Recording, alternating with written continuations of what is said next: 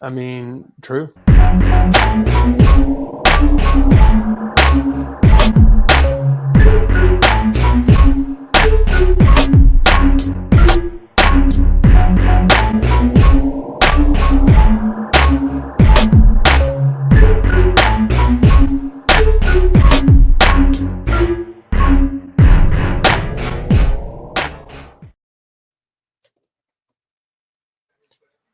Hello, everybody, and welcome into That Real Texas Team Podcast, episode 82. My name is Curtis Brown. I'm the host of the channel. With me, as always, my resident co-hosts, Mike Sincere, a.k.a. the captain of the ship over there at Mass 3 Productions, a.k.a. the Black Mr. Clean, and probably your dad. With that being said, hit Mass 3 Productions across all the social medias and like, subscribe, notification bell. Down here at the bottom, we got our main man, Chris, a.k.a. Pac-Man Freestyle, a.k.a. Slim Chickens, and co-host of That's Crazy Podcast and Talk. Like, subscribe, notification bell on all the social medias there. Do the same thing here. We're at 297. With that being said, gentlemen, 300 right there. We close to 300. Hit the button. Help us grow. But today we're talking about, obviously looking down the pike on Saturday for the Houston Texans traveling to Minnesota for the first preseason game. And, of course, the big news dominating today's headlines is C.J. Gardner Johnson. Now, Mike and I were talking about it. At one point, I got a notification on my phone that said that C.J. Gardner Johnson had torn his ACL. Not even 10 minutes later, a new update came in that said, hey, he didn't tear his ACL. We're doing further testing. My bad. Yeah, literally. So don't know what the hell's going on with that. That's kind of wild news. I've never really seen like such a fast walk back. But he's going to miss some time regardless. We hope it's nothing crazy, but in the meantime, gentlemen, where does that leave us with this? I guess he's playing strong safety. So we've got Jalen Reed hurt. He's missed a couple weeks at this point. You've got Jimmy Ward, who's still not been cleared to come back from his offseason foot injury, and of course the off the field stuff. So that leaves us with MJ Stewart, who replaced him in practice, and Russ Yeast. So, gentlemen, how are we feeling right now? I think God's messing with me. Just last night on the AFC South show, I literally said, you know what? I want to see MJ Stewart off this team. And less than 24 hours later, he's in the game. He's starting. I was like, what? Mm-hmm. Yep. MJ Stewart don't ever seem to be hurt, do we? No, he don't, because he don't play. Well, no, I agree. I don't even see him on special teams. Like, I started questioning myself, and I didn't bring it up to you guys, but can Miles Bryant play safety? No. You sure? Pretty sure. Why not? I feel like I don't know. I feel like that transition Shouldn't wouldn't be that because hard. a lot of corners do that. They're able to easily transition to safety. I think. What about Tremont Smith? Is he? I think Tremont has actually been a safety before. He's technically a safety. So yeah, come on. He's in there, but the transition. I mean, you're looking for, if you're going to transition a corner into safety, you're looking for the best tacklers, essentially. Not every corner can be a safety. No. You know what I mean? Like Glover Quinn was a corner when we drafted him, but then transitioned to safety, and it worked because he was a sure tackler. Lonnie Johnson has made that transition. Yeah. Not great in coverage, but he can hit. Yeah. That he can. He's hurt too. Just put that out there. I don't know. Sounds like our secondary, or at least the safety room, has an infection in it. Infection is an interesting choice of word. I would. And names like MJ Stewart and Russ Yeast. Hey, What am I to think? that's a yeast infection right there. Yeah. Those. I mean, if Jalen Reed were healthy, this wouldn't be that big of a deal because then Jalen Reed just slides over, no harm, no foul. MJ Stewart's kind of the backup then, but like, I'll be okay with that. I'd actually be very okay. yeah, and I don't think he's supposed to be missing serious time. I think it's supposed to be, a minor injury that he'll be coming back from in the next couple of weeks, but it's an interesting situation that we find ourselves in. I mean, it wasn't even a week ago that we were sitting here talking about how we might have the best defense in football, and we still might, even if CJ Gardner Johnson were to miss significant time. I mean, it's not like we had all the pieces there last season, and we still did pretty damn good. So I just want to bring this up before I forget. It's like it's tumbling around in my mind. Jalen Petry's technically a strong safety. Yeah. Yeah. And in theory, that would mean that you got Bullock and Petrie back there playing safety. And then, Smith or Bryant in the nickel. Yeah. I would probably, Jalen Smith is also somebody to think about. Yeah. That's the Smith I'm talking about, not Trey. Okay. Yeah. Miles Bryant. Yeah. Okay. I mean, we have a little bit of versatility, I suppose, there, but CJ Gardner Johnson adds a lot more to that. And God, we're all going to be watching our phones for the next 48 hours. Yeah. Yeah, that's pretty accurate. But so this is my thing. So I'm just going to already throw it out there.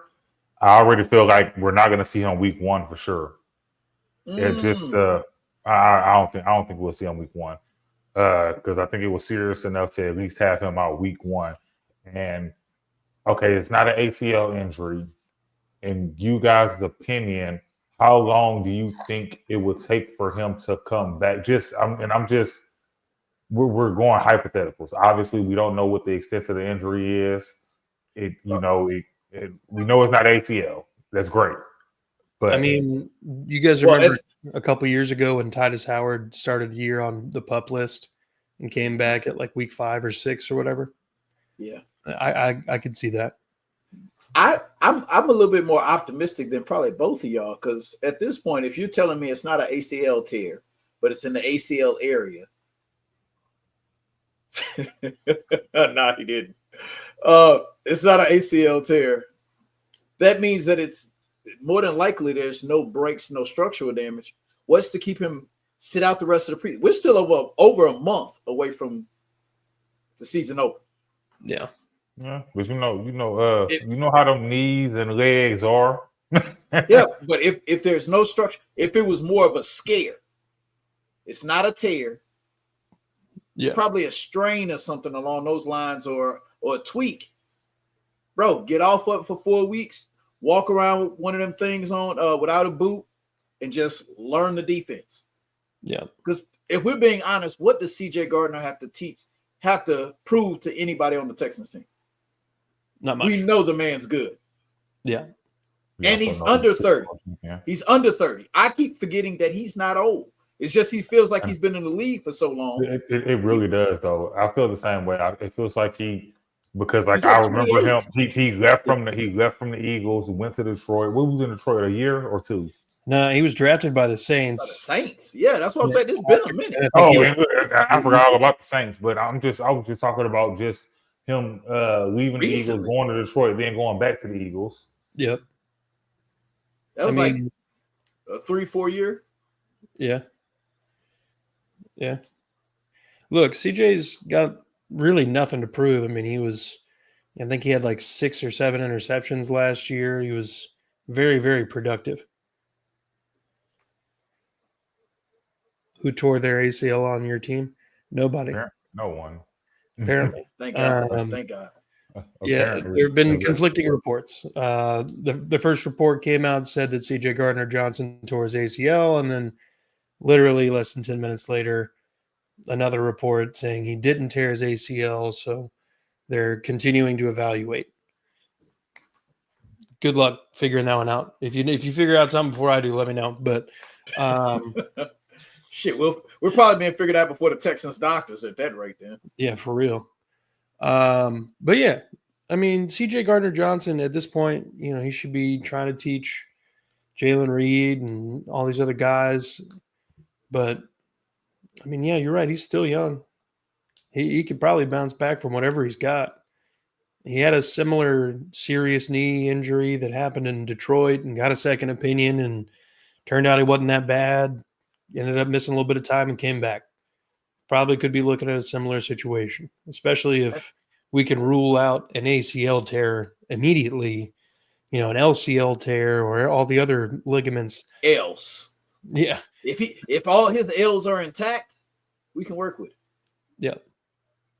Yeah. And not really, like this is Christian Harris. Yeah. Christian Harris, we see him like once every Christmas. If you want to be honest, right now all Christian Harris is really known for is this interception that D'Amico pointed out that he was going to get in the playoff game. Yeah. Like that's like if you really want to be honest. And I'm not, and Christian Harris, I thought he was great that year. But that is what his most memorable moment is. And that's why I said last night on the AFC South show, there's a chance that D'Amico seriously fixes EJ Speed. Oh, no. Oh, shit. Oh, don't do that. Oh, no. This news. Jimmy Ward was arrested today on a warrant. Again, this is his second legal issue for Ward this offseason. Oh, breaking news. Huh? Oh, that bro's cut. That man's cut. Bye-bye. News. Damn, all you had to do was sit your ass at home and play video games. Yeah. Wait a minute. Let's be real. Why is he not in West Virginia? I don't know. Why is he not in West Virginia? Fucking okay. I apologize, people out there. My language right now is because that's stupid shit. Bro, you should have been in West Virginia with your teammates. It's safer there. Yeah, for him, I guess. God. Well, I guess that's kind of gonna put a nail in that coffin. Oh man. Damn, dummy. Way to go, Jimmy. Because how much you want to bet part of his warrant was that he stayed a certain amount of distance from his fiance? Oh yeah, more than likely. And his ass was probably eating her cereal. Sitting there talking about, so you really gonna call the police on me again? Literally. Well, all I'm doing is eating some Raisin Bran. All right. You out of milk. By the way, yeah, you out of milk, by the way. Damn. That would be a pretty funny skit. There's been an offensive line shake-up. Minor injury to Cam Robinson, the penciled-in left tackle at the moment. And that offensive line, that one injury kind of shifted 3 spots. So Ursery became the left tackle. Tomlinson stayed the same. Jarrett Patterson and Jake Andrews are still doing the center battle. Juice became the right guard. Titus Howard, the right tackle. Chris, we know how you feel about Juice. And I don't want to get you all riled up about Juice. But the man finds a way. He's like life in the Jurassic Park franchise. He just finds a way onto the field. I don't understand how he does it, but yeah, that's kind of where we're at with Juice Scruggs. Also, apparently getting second team reps at center. Yeah. You know what? I'm not as mad about the second team reps at center, even though he is. Oh man, like I don't like him at center either. But I like him I like him at center more than I do at guard. Yeah. Yeah, I can see that. I don't. I don't know. Like I just, what does he do well? Can you guys explain to me what does he do well? He's a pretty damn decent pass blocker. And he's big. Ish. He's still tall. big. Yeah, I mean, he's big as me, but like, I don't know.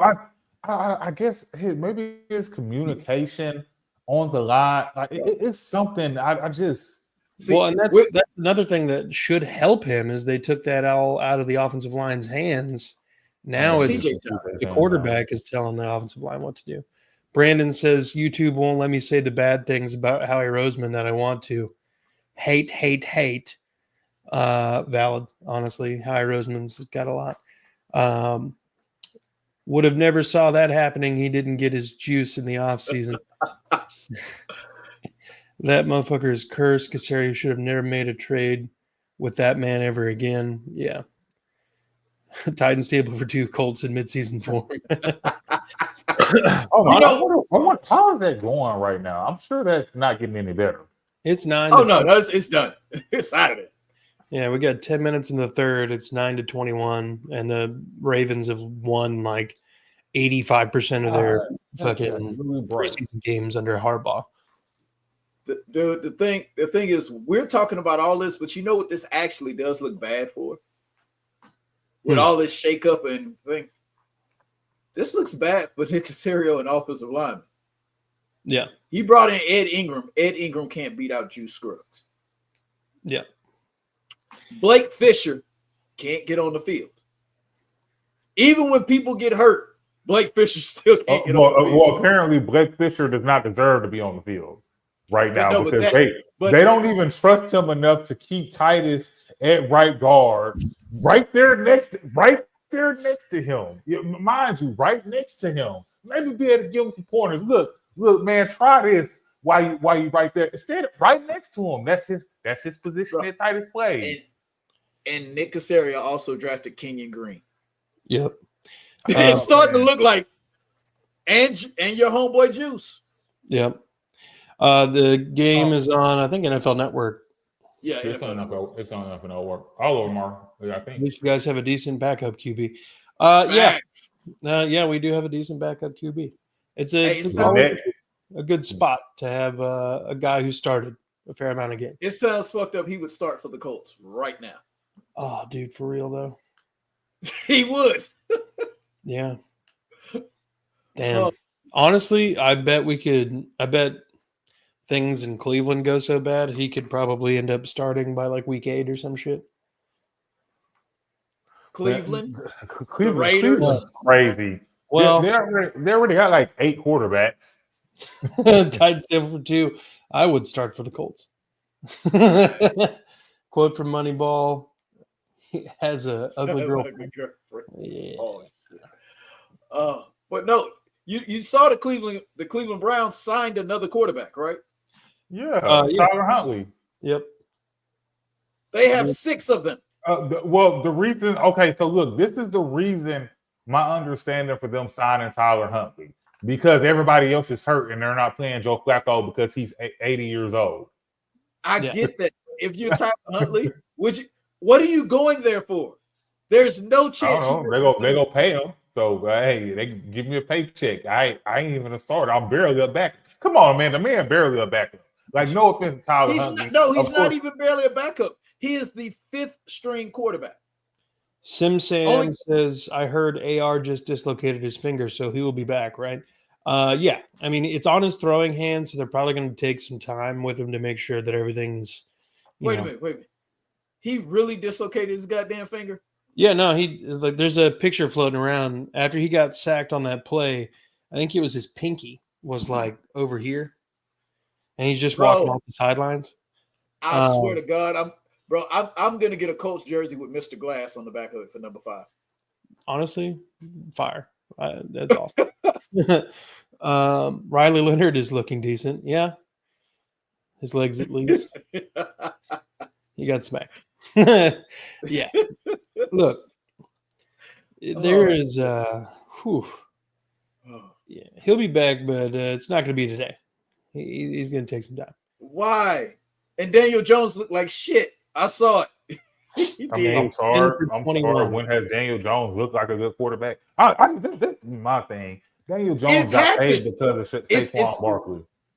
It's randomly happened at times that Daniel Jones has looked like a good quarterback. The best year Daniel Jones. Are we talking about the man who had a clear way for a touchdown and tripped over his own feet?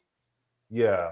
Yeah. Bro, he's not the first. Look, There's this guy that used to play for the Texans named Jacoby Jones who did the same fucking thing. Yeah, Jacoby Jones always tripped over his own feet.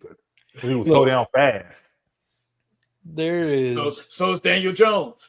Rest in peace, Jacoby. Rest in peace, Jacoby. Shit, yeah, I forgot we ain't forgot that. about you. Yeah. We ain't forgot about you. Daniel Jones' best season was when he had like a top 10 offensive line. Yep. And Saquon Barkley. And Saquon Barkley. Now, Saquon was actually hurt that year. No, he was not. Not the year that they went to the playoffs. He Let me wasn't. just ask you guys this. Where would you guys rank the Colts offensive line right now? They're Top above 10? ours. I mean, I would put them in the top 10 pretty comfortably. I've seen them rated as high as top 5. Okay, so look, so you say that. Do you think Daniel Jones? We're not even going to talk about AR. We go push it. We go push him to the side right now because that's where he needs to be at, to the side. To the side. He is not an NFL quarterback, in my opinion. I don't care where he's drafted at. He don't act like one. He is not an NFL quarterback. Do you think Daniel Jones is going to be starting? Do you think that Daniel Jones is going to shine behind this offensive line? That's all I care. That's all I care. Who's their running? You have a good running back. I think that with Jonathan Taylor and a much better offensive line than he has had for most of his career, he has the best opportunity to shine. Will he? Probably not. Because he's probably already had all of what may have been good about his game beaten the hell out of him. But we'll see. Let's see. Sam. Daniel Jones has looked pretty bad. Yeah. Crooked passes, crooked pinkies. Jags and Texans are the competition in this division. I would not disagree with that. I think the Colts, their quarterback situation leaves them kind of dead in the water. I think the Titans are learning and growing. I think this will be a growth year for them, but I don't think they're going to have a Texan-style turnaround. Let me say this now. So is Trevor Lawrence healthy? Crazy. Yeah, he's healthy. To say this pretty crazy. Yeah. Jameis Winston as the starting quarterback for the Indianapolis Colts. Damn. Because there's no way the Giants keep all 3 of their quarterbacks they currently have. 4. They still have Tommy DeVito. No. I didn't consider him really as a player. I mean, he started several games for him. They really like Tommy. But it doesn't matter. You brought in Russell Wilson, who you have to pay regardless of what you do. Yeah. He's definitely going to be on the team. Robert says top 5 of offensive line hasn't won in Jacksonville since Andrew Luck. True. And then, of course, Titans table for 2 would disagree with my Titans take that they're in a growth year. But, I think it's a chance they fire their coach. I think it's both. I think that's pretty likely, honestly. If they go out and fall flat and have like less than 4 wins or less, Callahan's gone. But that would also like further fuck up and fall right in line with like everything the Titans have done to every quarterback that they've drafted since Steve McNair. Yep. We're about to fire you, Mike. Hey. I'm just being honest. The thing is, Callahan has never actually impressed me. No, he just really hasn't. Even when he was in Cincinnati, was he really that great, or was he a product of you got fucking Joe Burrows playing quarterback? No. Robert says the Colts GM should have been fired. Yes, I don't know why Ballard has been given the longest leash in the world, but yeah, 100%. Hey, Ballard has that bulky leash. A major blow to the defensive side with the IN. Oh, I'm very confused. I am confusion as well. Hey, please explain that because does he mean injury? You're talking about CJ? We don't know what it is yet. It's not been officially confirmed. We saw a report that it was an ACL. We saw one that it wasn't. And I got to put this out there. This was the funniest thing ever. I told my son that CJ was hurt. Do you know he damn near cried? Because he thought I was talking about Stroud. Oh, shit. Oh, he's like, what? What the fuck? I was already like, told hey, y'all we need to call him. Yeah, he don't even deserve of the name CJ. Chauncey. It's Chauncey right now. He was the best part. It was the best part of Derek Carr's best season. Worked with Stafford in Detroit too. Worked with Peyton and learned a ton from him. He's got some Epstein video or something. They said, yes, Brandon, they have said torn ACL. I got an update on my phone that said he tore his ACL. Less than 10 minutes later, I got another one that said he has not torn his ACL, and they will be doing further tests. And I just read the other one. They had confirmed it is definitely not a torn ACL. So, they confirmed that now. Yeah. So we know what it isn't. We can tell you that. We know what it isn't. Which makes me feel better. Yeah.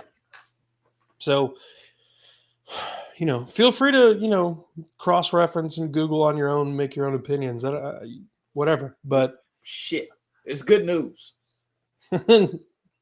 Confirm broken heart. All right. So Fisher is looking like tackle number 4 right now. Are we surprised by this at this point? No. I mean, I'm gonna be honest. We're talking about Training Club wise. No. I'm gonna be honest. Every time I look at Blake Fisher, he looks like that guy that I went to college with that stayed in his dorm and played video games all day. He's a big guy. He's a big guy, but he doesn't look like an NFL offensive lineman. He's sort of long and lanky. Like he's one of these guys that's 300 pounds because he's like 6'6". Like he doesn't look intimidating. At certain times, he looks a little sloppy. The way he carries his weight, his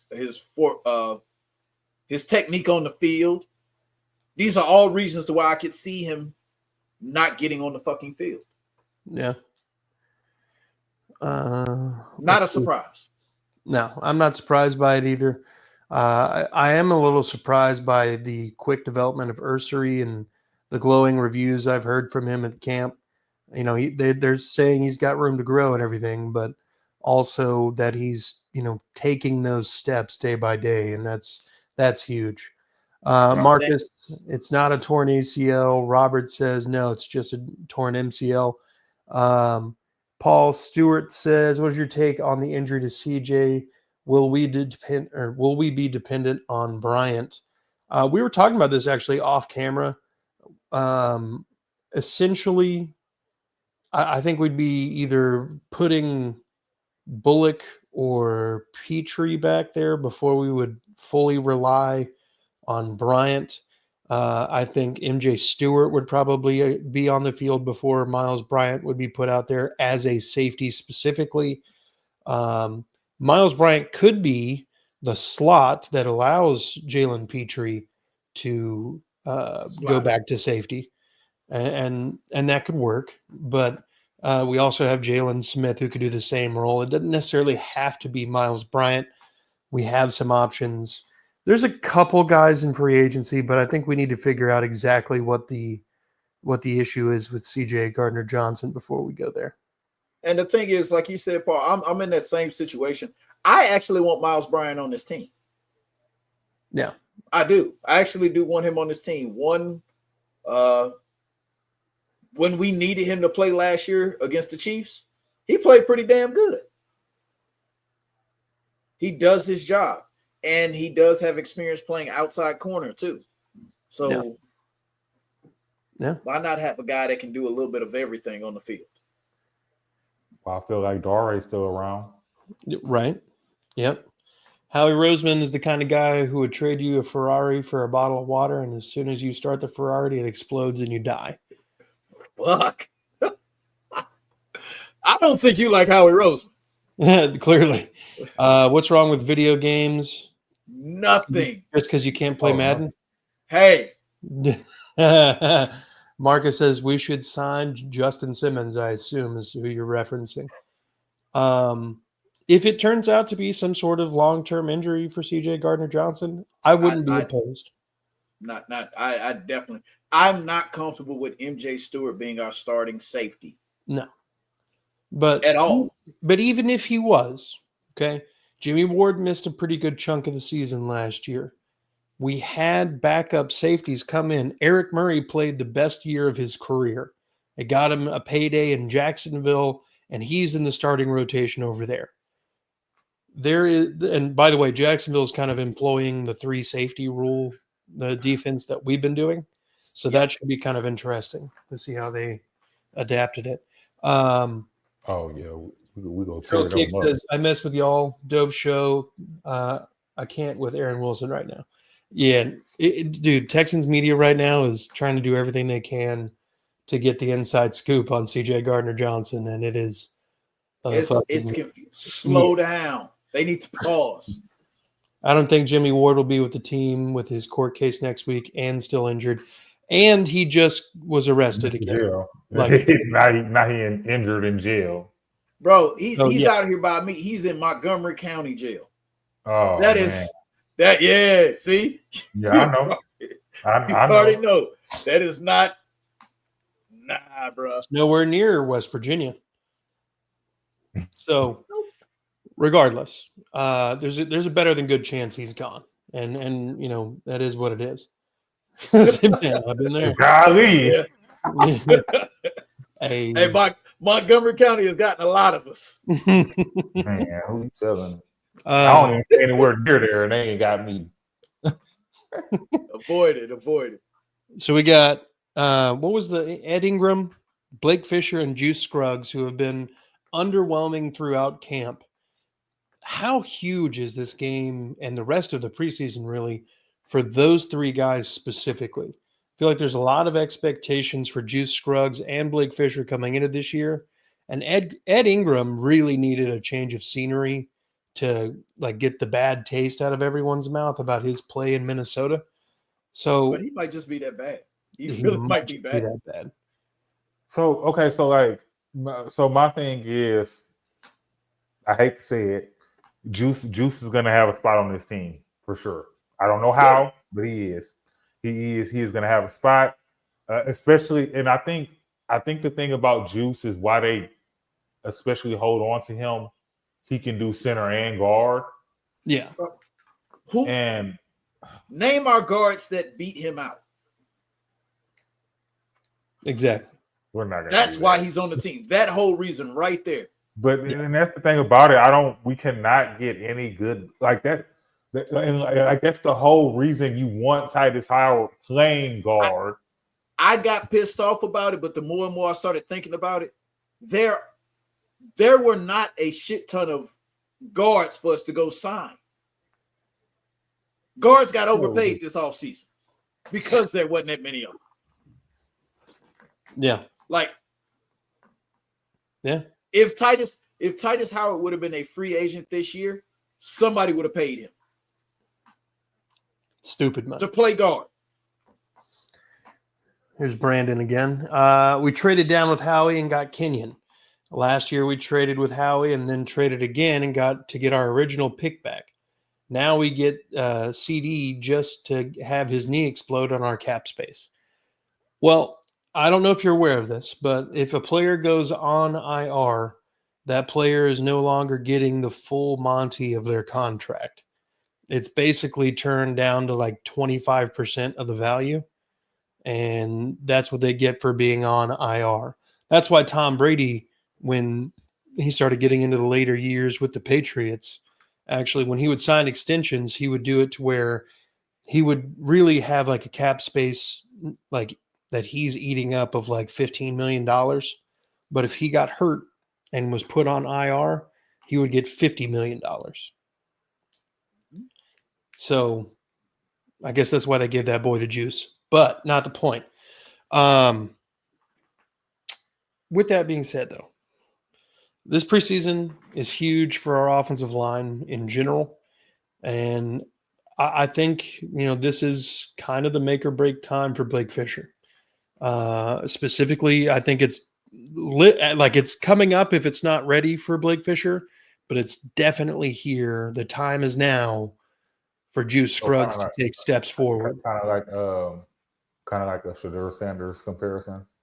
Nah. That's hey, I'm just no. The thing is, Blake Fisher makes this team no matter what. He does. But and the only reason why I say Blake Fisher makes this team, how long did we keep Kenyon Green with him being bad? 3 years. We have seen some good football from Blake Fisher. Yeah. We have seen. We never saw it. Okay, so this is my only thing about Kenyon Green. Only time you saw good from him was on run plays. I thought he was incredible on run plays, but his pass blocking, his pass blocking was so bad. It was so bad that it just completely overshadowed. You know how they say, giving them pancakes, but that's what I saw him doing on those run plays, bro. Handing out pancakes. Man. Not even Blake Griffin. I'll say Blake Griffin. Blake Fisher started like 9 games.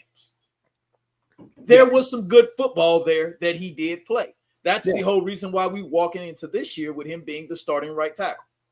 Yep. It wasn't really even an argument for a while. Yeah. He was definitely going to be the starting right tackle. Yeah, and then they drafted Ursary, and that kind of clouded some judgment. And then we knew that there would be an actual competition for it rather than just kind of handing guys starting roles. But my whole thing is the competition is over. It seems like the competition was over the first week of training camp. Like, I'm not trying to be funny or take shots. Like, I'm being so serious. The first week of training camp, Blake Fisher was a starter. He was the starting right tackle. It lasted all of 1 week. And that's my point exactly. Like, literally, one week, and Ursary has taken the job. Fuck Ursary's taking the job. He got the more important tackle job now. No, but the thing about it was what people were saying that were watching both of them in practice. It wasn't just that Blake Fisher was playing bad. Ursary was playing that damn good. Yeah. Oh, okay. That's part of it. He was playing that goddamn good to a point to where Will Anderson and Daniil were like, yeah, I work with him after practice. Hell yeah. They saw the upside to stay. These are two of your better players. If you're not counting Stingley, those are your 2 best defensive players. Yeah. And they want to stay after practice to help this rookie get better. That means that they see something. Why didn't Blake Fisher ever think about doing that? Good question. Robert says, shit, we signed like 4 guards and 3 tackles. Thanks, Baselli. Okay, so that's my whole thing. Like, because this guard talk, because I really want to see Ursary in the preseason on Saturday. I'm really excited to watch him. Oh, I know he's playing. I guarantee he's playing. It's just he ain't got no choice but to play as a rookie. He better be out there. And I'm really, because the thing about it is, like, I know how you were talking about Ursary was playing that good, but like Blake Fisher had to have really been that bad for when Cam Robinson goes down. Titus Howard doesn't even stay at guard.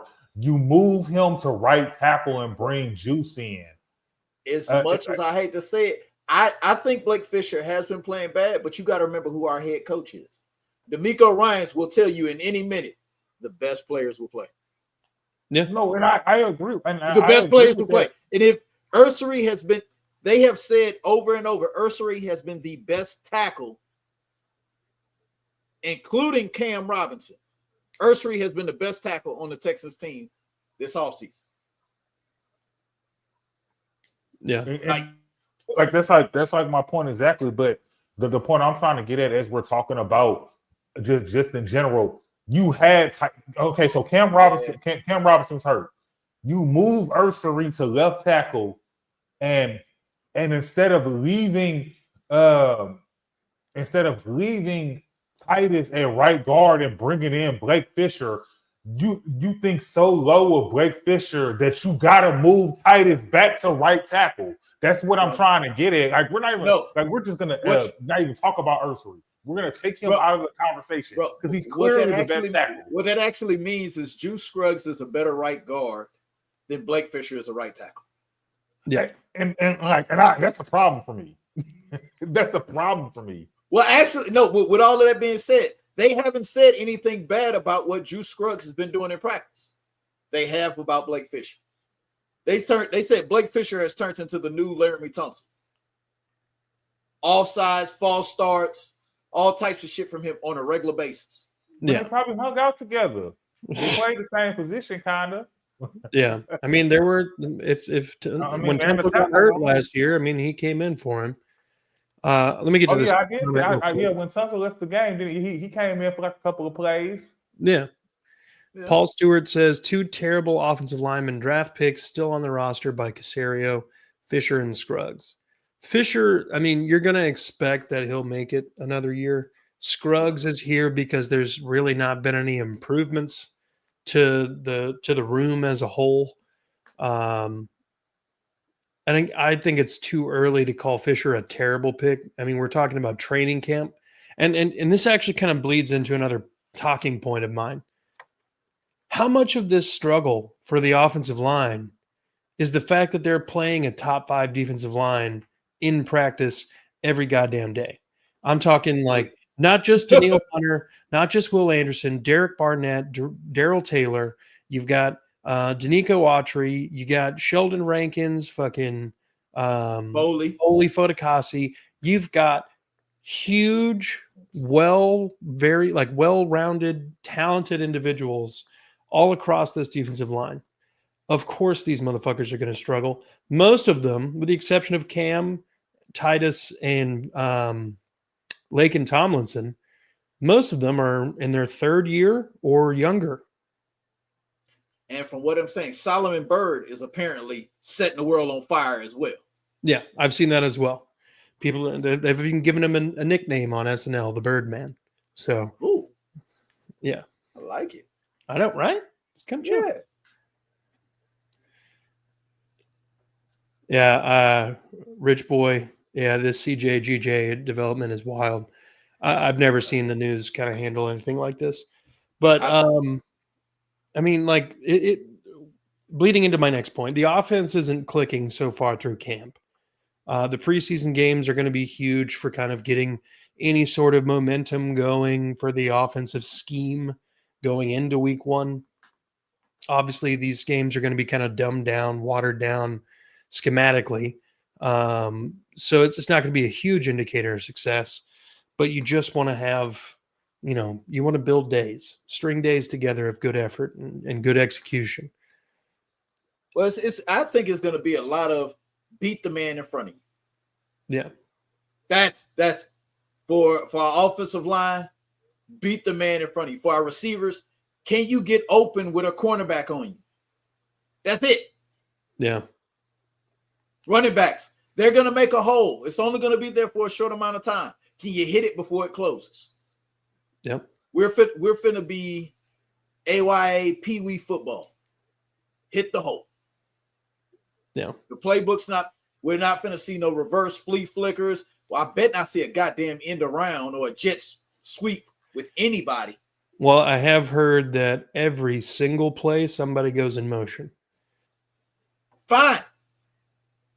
We got the guys to do it. Yeah.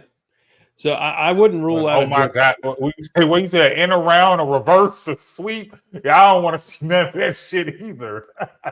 I mean, just they can't do it with Tank Dell, thank God. But look, is the offense not clicking so far? Is it more because of the adjustment to the new scheme? Is it more because of the adjustment to the new players? I mean, the offensive line is the one room maybe that you could maybe say the wide receiver room too, but the offensive line is probably the room that has changed the most as far as the starters are concerned, new bodies, additions, and stuff like that. And then you also have young wide receivers and everybody else, and then the defense on the other side of the field, which has been lighting it up all camp. How much of all the negativity we've been hearing about the offense in camp is actually just boiled down to really, really good defense? I mean, you want your offense to make the mistakes in practice so that they're, in theory, primed to not make the same mistake in a game. And if you're doing this against a top flight defense, it's really what D'Amico wants is iron sharpens iron here. Mm-hmm. So are we actually concerned? Or is this more of a reflection of how good the defense is? Is this a reflection of the scheme adjustments and personnel adjustments? What do you guys think? I think it's a little bit of like our defense looks so great because they're playing against the same offense every day. Yeah. They're learning offense the same way our offensive is. Mm-hmm. So yes, they're getting predictive. This is why we do joint practices. This is the whole reason why. Because in joint practices, we can pull out something that we're not going to pull in the game because we don't want the rest of America to see. But we don't give a shit if the Detroit Lions see because we don't play them. Yeah. That's the easiest way. And you've got to see what we can do. CJ being discombobulated. Like what they're saying is it's not that CJ Stroud has been confused. They saying Derek Stingley and Kamari Lassiter are in their fucking receivers' pockets. Yeah. They're just there. Yeah. Or the pockets guys or whatever. Yes. Bro, it's Danielle Hunter and Will Anderson. Yeah, they coming to see you. Exactly. So that's why I'm torn. Is like, is this actually something to be concerned about, or is this just really good defense? The only thing that I'm concerned about is our running backs. That's valid. I mean, yes, because our right now running back one is how long do we actually expect Nick Chubb to last? Well, Nick Chubb's not even our running back one. Oh, it's Dameon Pierce. It's Dameon fucking Pierce, who has not ran the ball in practice yet, is the number one running back for this Saturday's game. Jawar Jordan is number 2. Woody Marks is actually number 3. Yep. And then Dare and everybody else. Yeah. JJ Taylor. I'm going to be honest. I love Dare, but something tells me this is the year Dare doesn't make the team. I mean, I'm not going to lie to you. I could see it, but I could also see a world where he's the 4th running back kept, and he does a lot of special team stuff. Maybe even transitions to fullback.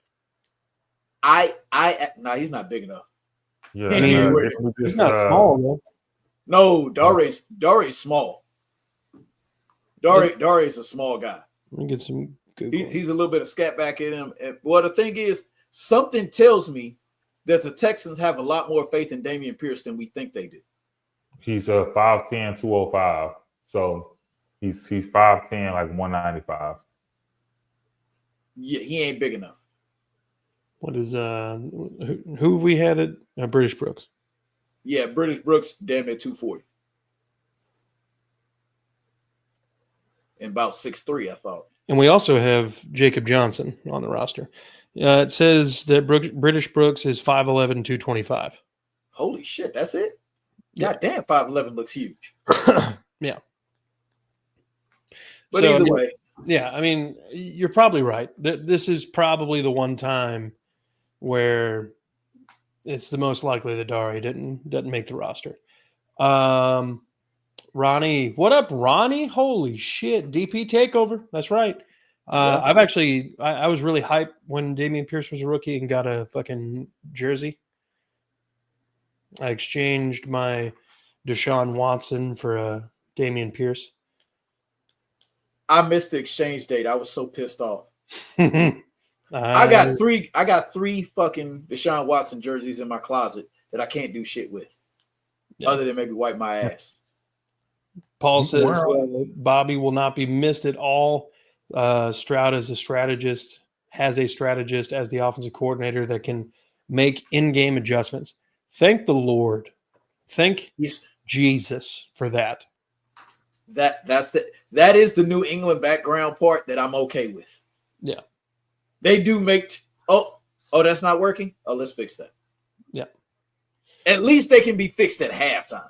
Bobby didn't even fix it 3 weeks later. He still did the same shit. Every time after like falling flat in the second half, he'd get up on the stand and be like, "Yeah, no, I mean we thought what we were doing in the first half was working." Okay. What? It wasn't. But no. What's what? Football's football. Yeah, football's football, man. Shut up, Bobby. Go be a quality control coordinator somewhere. Damn it, Bobby. Oh man, I'm watching the new King of the Hill too. Hell yeah. All right. So final 2 questions to ask you guys. What position groups will you be watching during the Texans-Vikings preseason game? It's the wide receivers for me.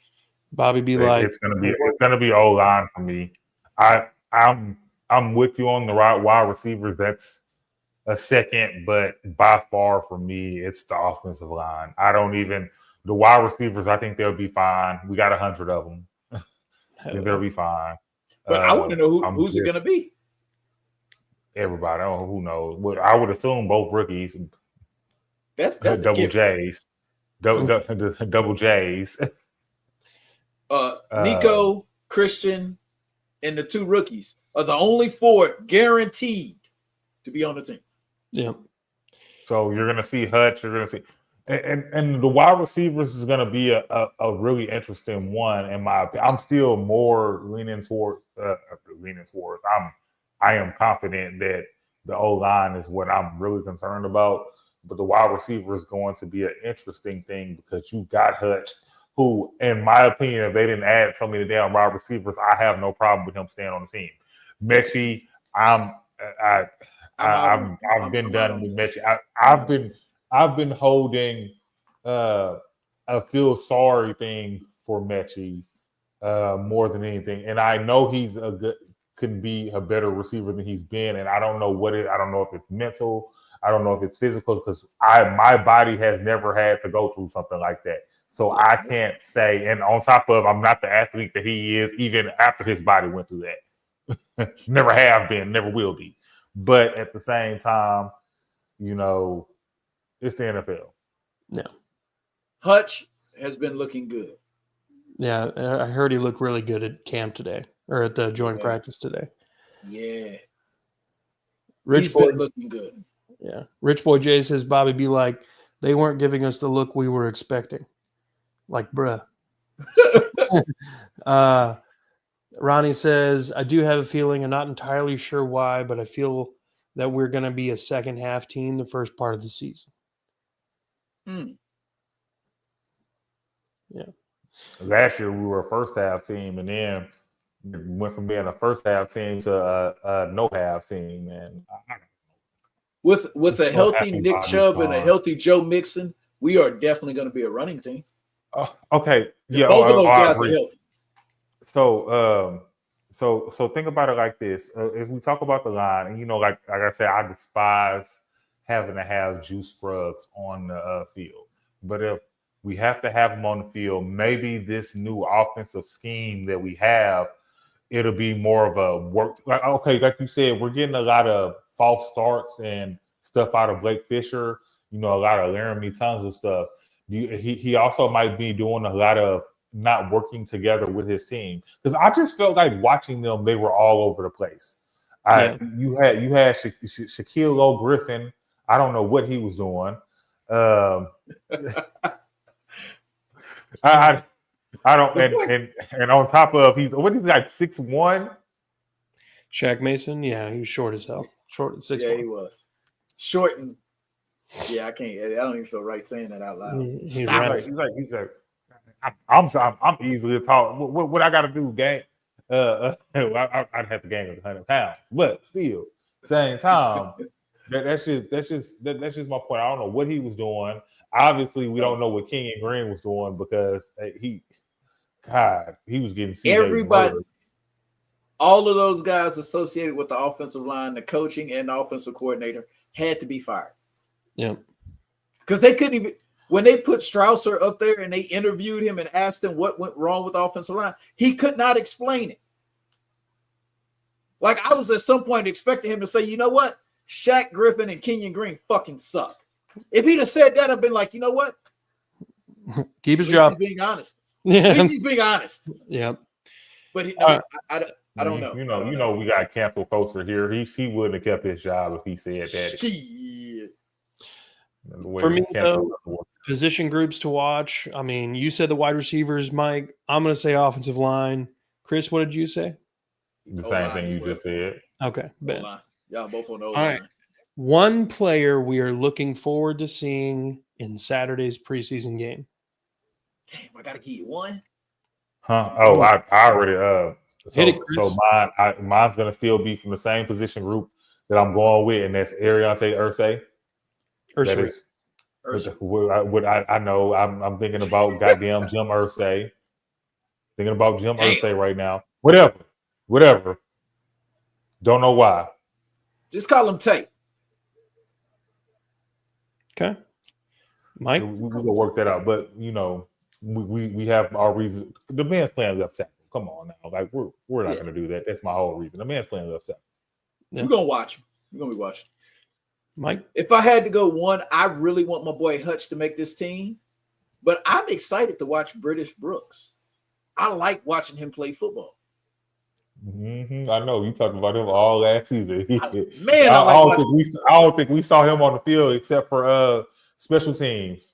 He'd come with a big hit every once in a while. But during the preseason, when they gave him the ball, good shit happened.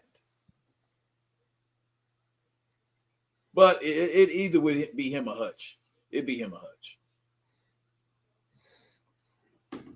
Hutch. For me, I'm kind of excited to see Jake Andrews. I want to see what all the hype's about. Okay. If we're just restricted to one, I want to see why this guy who's literally never played an NFL snap is immediately thrust into a starting, competition at center. Ronnie in the chat, former That Real Texas Team podcast member, by the way, says Toho, Henry motherfucking Toho. I can't knock it. I mean, yeah, dude, he's been solid. I'm a little excited to see Jalen Smith too. I want to see what he looks like. I haven't heard a lot about it. So that's where I'm at. Doing that made me sleepy. Yeah, dude. Let me ask you this, y'all. Do we have any closing comments? Because I think this is a good spot to go ahead and wrap it up. Closing comments, like I said, everybody that's watching, support your Texans on Saturday. I know it's 3 p.m. Probably have a bunch of other shit you can do, but grab your beer, get your food together, sit in front of the TV, and watch preseason football. Because if we stop watching preseason football, there's other cities that can't watch their home team play. Yep. They cannot watch their home team play because they haven't been watching the games for years. So now they can't even watch the home games preseason. It's football. What else are you going to watch? It's Saturday at 3 p.m. What are you watching? College football hasn't started. The Astros probably aren't playing until 7. Nothing is more important than Texans ball. Thank you, Ronnie. Thank you. That's all I'm saying. Is watch the game, enjoy it. Do what you can. Ignore your wife. I'm gonna work on my blockout skills. It's like, hey, you hear me? Yeah, I hear you. Mm-hmm. I got it. I'll take care of it right after this game. I promise. I need it done now. Well, you can wait until halftime. Yep. Chris, what about you? I want to be honest. I really don't have much. I'm really looking forward to Saturday. I'm just. We'll see what happens. Preseason does not excite me that much. Preseason is a very difficult thing for me to watch. I get it. It's very difficult for me to watch. It's always been that way. Especially when you see something, especially from certain players that are probably going to even get cut, and you get excited about watching certain players do something, and so preseason a real heartbreaker for me. But I'm excited about Saturday. I want to see what's going to happen with this O-line, and just I really don't have anything. I like watching guys play for their job. Yeah, they play hard. It's a different brand. It's different. I mean, you're not going to get the same level of effort that a guy who is just going out there to get, repetitions for the regular season. versus a guy who's fighting 3 other guys for one spot in the room. It's a different level of thing. So that's why I said that receiver battle. It's gonna be a bitch. I love that. I loved watching Scotty Phillips in the preseason 4 years ago, I think, at this point, and being like, dude, Scotty Phillips needs to make this fucking team. And then, whatever. Dameon Pierce was a preseason darling. Preseason's good for certain things. That's the way you watch preseason football. You watch regular season football with like fucking clenched asshole. Charles James made me excited to watch preseason football. You wanted him to make the team. The original CJ. Yeah, you wanted him to make the team because he out there giving it his all. Damn Skippy. You talked to him recently? I haven't talked to him in a minute. I need to hit him up. You need to reach out and reach out to him. Well, all right, gentlemen, I want you all to have a great rest of your evening. Folks watching, we got 31 people here. Hit the like and subscribe button wherever you're watching. Could be the CPN channel, could be That Real Texas Team, could be on Facebook or Twitter, X, whatever the hell it's called now. Just follow the page, like, subscribe, whatever you got to do. Help us get in front of more and more people every time. That's the best way you can do it. Go on to That's Crazy Podcast and talk across all the social medias. Help Chris's podcast grow.